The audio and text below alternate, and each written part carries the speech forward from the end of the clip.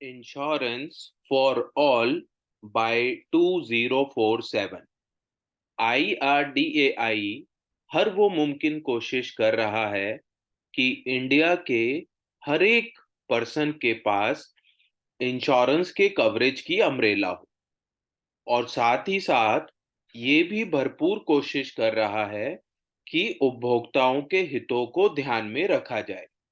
और इसी क्रम में IRDAI ने 30 अक्टूबर 2023 को एक सर्कुलर इशू किया है, और इस सर्कुलर का सब्जेक्ट है revision of customer information sheet. नमस्कार दोस्तों, मेरा नाम दीपक जैन है और मैं हूं founder infinity gains LLP। Friends, आज के इस वीडियो में हम डिस्कस करेंगे 30 अक्टूबर 2023 को IRDAI ने सभी इंश्योरेंस कंपनीज को एक सर्कुलर इशू किया है, और इस सर्कुलर का सब्जेक्ट है revision of customer information sheet. Simple शब्दों में अगर बात करें तो IRDAI ने सभी इंश्योरेंस कंपनीज को कस्टमर इंफॉर्मेशन शीट, यानी कि ये एक ऐसी शीट होती है जिसके की ऊपर आपकी इंश्योरेंस पॉलिसी से रिलेटेड सभी इंफॉर्मेशन आपको बहुत सिंपल शब्दों में देखने को मिलती है। इसी शीट के ऊपर को IRDAI ने बहुत सिंपल बनाने की कोशिश की है, और उसी के लिए ये सर्कुलर इशू किया है। तो आइए हम इस पूरे सर्कुलर को डिटेल में डिस्कस करते हैं। तो फर्स्ट पॉइंट में ये कहा गया है कि it is important for a policy holder to understand the terms and conditions of the policy that has been purchased, since a policy document may be fraught with legalese. It is imperative to have a document that explains in simple words the basic features with regard to the policy and provides necessary information.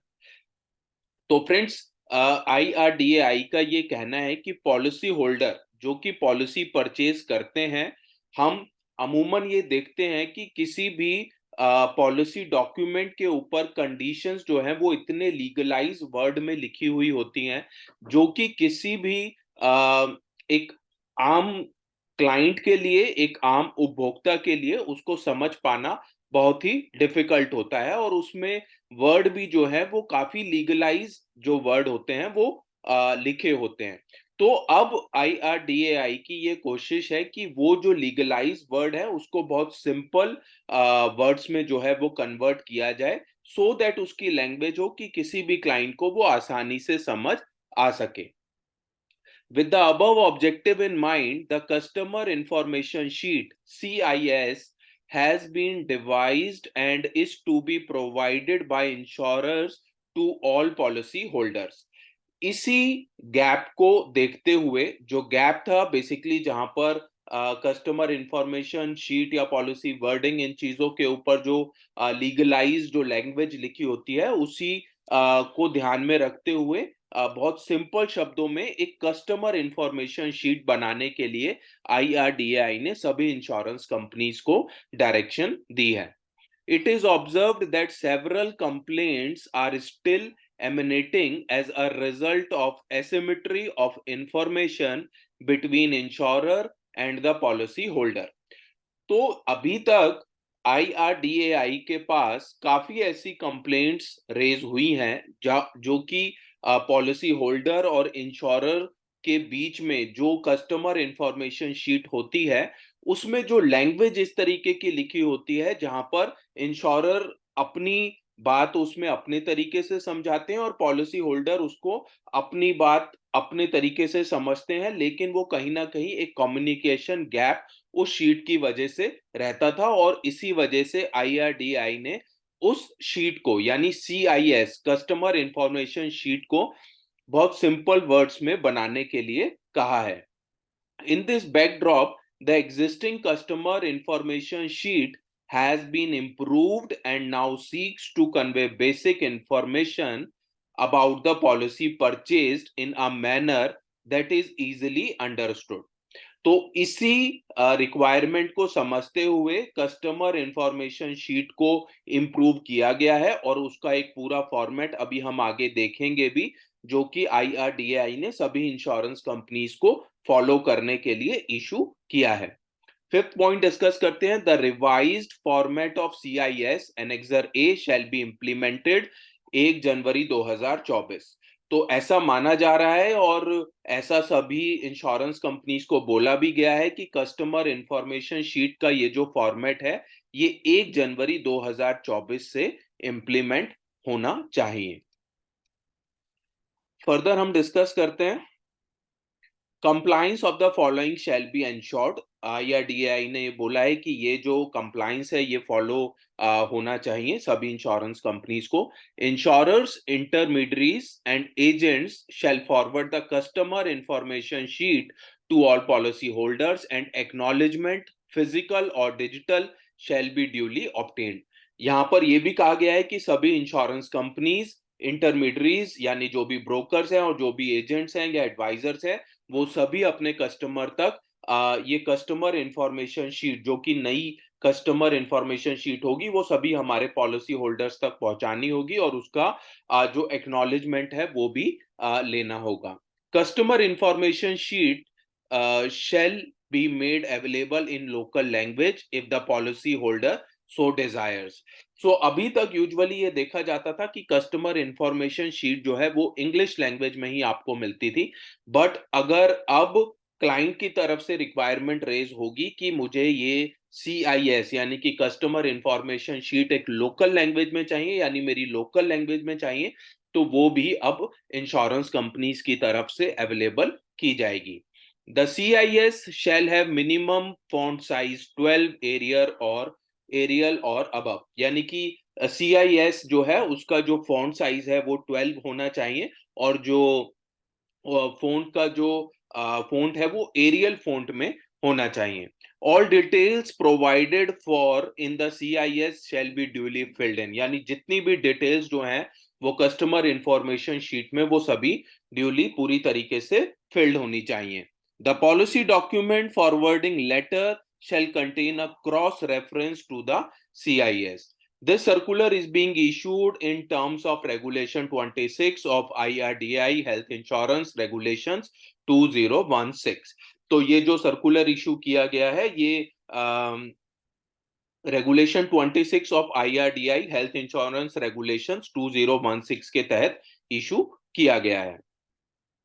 अब हम अब हम ये देखते हैं कि customer information का जो फॉर्मेट है जो कि IRDAI ने सभी इंश्योरेंस कंपनीज को इशू किया गया है, उसमें एनेक्सर ए इसको कहा गया है। इसमें हमें सीरियल नंबर 1 पर नेम ऑफ इंश्योरेंस प्रोडक्ट या पॉलिसी दिखाई देगा, डिस्क्रिप्शन उसकी दी गई है, पॉलिसी क्लॉज नंबर भी आगे देना होगा, यानी नेम ऑफ इंश्योरेंस प्रोडक्ट, आपने कौन सा प्रोडक्ट कंपनी से परचेज किया है। सेकंड नंबर पे पॉलिसी नंबर यहाँ पर मेंशन करना होगा। थर्ड नंबर पर type of insurance product policy, यानी कि आपने एक इंडेमनिटी प्रोडक्ट लिया है या बेनिफिट प्रोडक्ट लिया है, तो आपका जो प्रोडक्ट है वो किस तरीके का प्रोडक्ट है, ये थर्ड नंबर पॉइंट में मेंशन करना होगा। फोर्थ नंबर पर हम आते हैं सम insured basic along with amount. Fourth number column के अंदर जो बेसिक आपकी पॉलिसी का सम इंश्योर्ड कितना है वो यहाँ पर मेंशन करना होगा, और अगर ये इंडिविजुअल है तो अलग अलग सभी मेंबर्स का अलग अलग सम इंश्योर्ड मेंशन करना होगा, और अगर ये फ्लोटर बेसिस पर है तो फ्लोटर में जो सम इंश्योर्ड है वो यहाँ पर मेंशन करना होगा। फिफ्थ पॉइंट में बात करते हैं तो policy coverage, what the policy covers, policy clause numbers. So fifth point के अंदर आपकी जो पॉलिसी है वो क्या-क्या कवर करती है, यानी कि in patient treatment, pre and post hospitalization, diagnosis, daily cash benefit, OPD, personal accident cover अगर है तो, ट्रैवल कवर अगर है तो कितना कवर है, ये सब जो है फिफ्थ पॉइंट के अंदर कवर करना होगा। देन हम बात करते हैं सिक्स पॉइंट की, और सिक्स पॉइंट में exclusions, what the policy does not cover. Exclusions का मतलब ये है कि आपकी पॉलिसी के अंदर क्या-क्या ऐसे फीचर्स हैं जो कवर नहीं है, वो एक्सक्लूजन्स में मेंशन करने होंगे। वेटिंग पीरियड का अलग से कॉलम है, यहाँ पर मेंशन करना होगा वेटिंग पीरियड का मतलब होता है 30 डेज वाला वेटिंग पीरियड, 2 साल वाला वेटिंग पीरियड, या फिर प्री एग्जिस्टिंग का जो डिजीज के जो वेटिंग पीरियड है, वो वेटिंग पीरियड पॉइंट नंबर 7 में मेंशन करने होंगे। देन हम आते हैं 8 नंबर पॉइंट पर, और यहाँ पर फाइनेंशियल लिमिट ऑफ कवरेज। यहाँ पर इसका मतलब ये है कि अगर आपकी पॉलिसी के अंदर कोई किसी प्रकार की सब लिमिट्स है तो वो यहाँ पर मेंशन करनी होंगी।